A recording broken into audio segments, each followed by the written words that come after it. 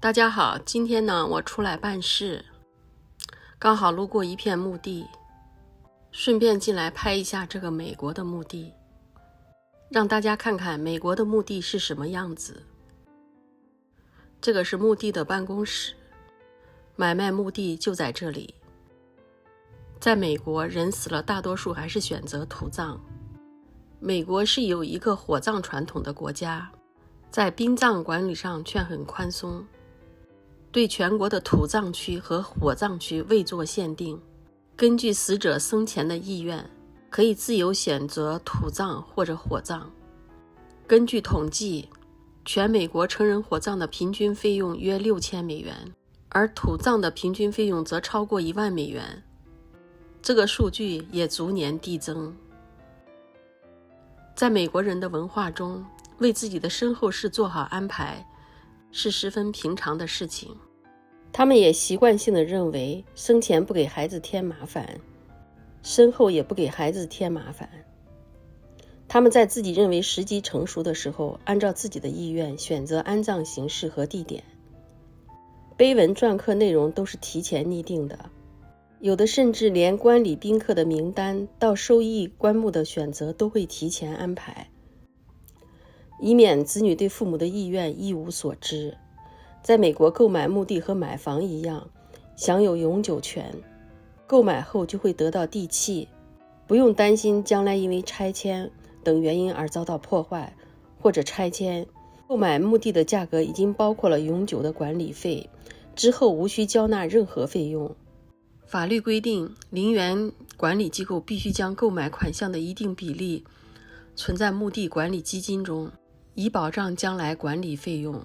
在美国，看到墓地是件非常平常的事情，不是连着一大片，就是零零星星的，就在人们的房子旁边或者教堂后面。开着车的时候，经常会出现在我们的面前。很多墓地就紧挨着居民房。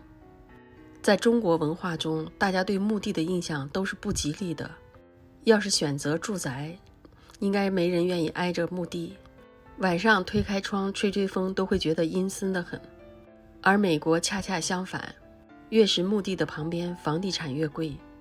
不同于中国人在清明节扫墓，燃放鞭炮、烧纸钱房子、手机，美国这边扫墓没有焚烧祭品的习俗，大多都是献上一束鲜花或者一面国旗。而他们扫墓的时候也像去郊游一样，带着吃的喝的，顺便野餐游玩。美国的葬礼也跟中国大不相同。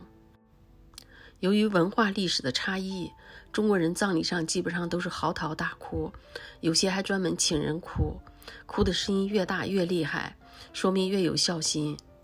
不会有人说笑聊天，不然就是对逝者的不敬。美国的葬礼是气息很轻松，就跟开派对一样，由逝者生前的好友发表致辞，回忆逝者生前的去世。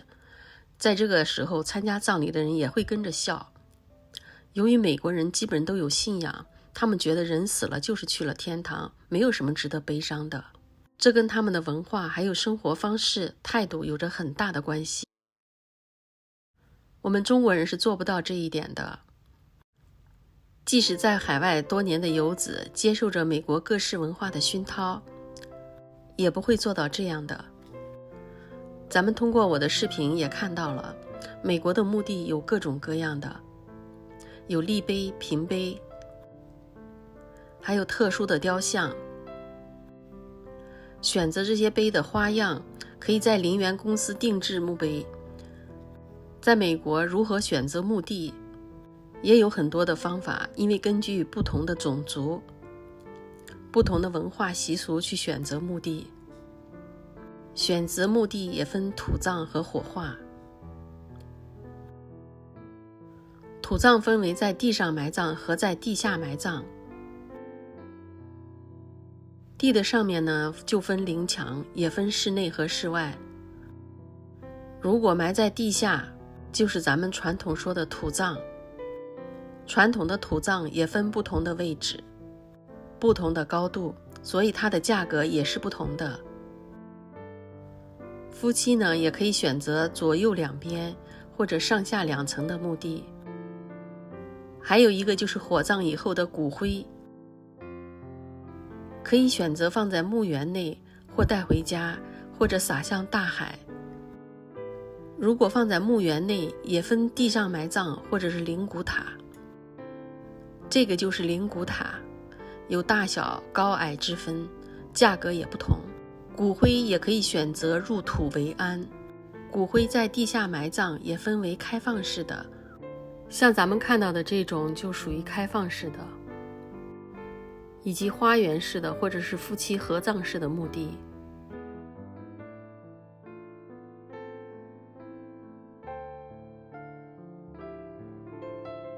也有人选择这种家族式的墓地，通常呢有4到8个位置。家族式的墓地也分为半私家或全私家型的。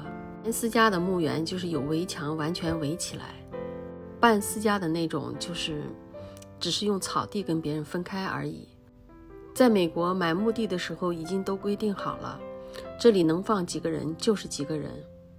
如果这块墓地规定是1个，那你就不管是下葬遗体还是骨灰盒，只能是1个。没有人知道未来会发生什么，死亡也是不可预见的。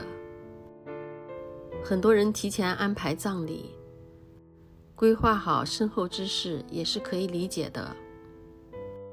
墓地的价格都各不相同，最起码也都是$5000起价的。咱们看到墓地中间就坐着人，一家老小好像度假一样，还搭着棚子。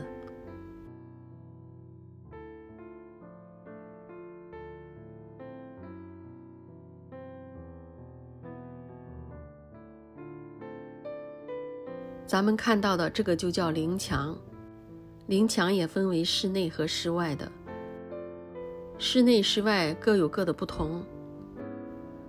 室内就好像住在5星级酒店一样，室外呢还可以看到外面美丽的风景。美国的墓地大概就是这个样子了。下面有一首诗送给大家，诗的名字叫《请求》。如果你允许上帝让我静静地溜走吧，当我的世界一切都安然无恙时，就像我悄然地从庆典中离开，躺下来休息一会儿，让他们来寻找我吧，带着脸上的微笑和我发髻即将枯萎的花。今天的视频就到这儿了，感谢大家的收看。喜欢的朋友也可以在评论区里给我留言，喜欢的也可以给我点赞。谢谢大家，咱们下期再见。